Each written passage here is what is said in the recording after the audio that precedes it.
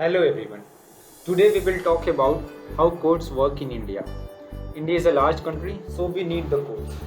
Now we will know about why there is a need of courts.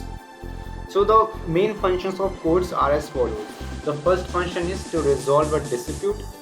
The second function is to put a check on government power so that the government don't misuse its power. And the third is to ensure liberty and justice in the society. When there is injustice or there is a crime or liberty, then to mitigate that and to provide justice to the victim. And now we will talk about the structure of the courts. In India, the courts are very much integrated, they are very much connected to each other. So basically they are divided into three parts: the lower court, the high court and the supreme court. Lower courts on the district level, high courts on the state level and the supreme court on the national level. Now we will talk about the main function of court, that is when there is a dispute or a crime in a society.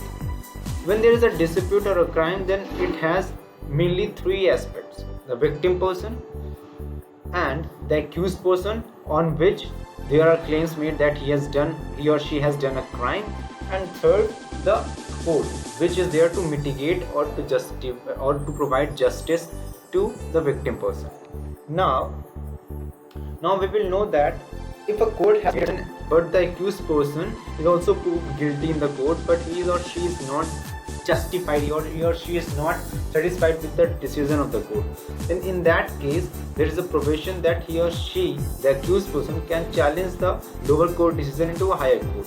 For example, if a person is not satisfied with the decision of a district level court, then he can challenge that decision into a high court. And if the person is not even satisfied with the decision of a high court, then he can put a challenge in Supreme Court.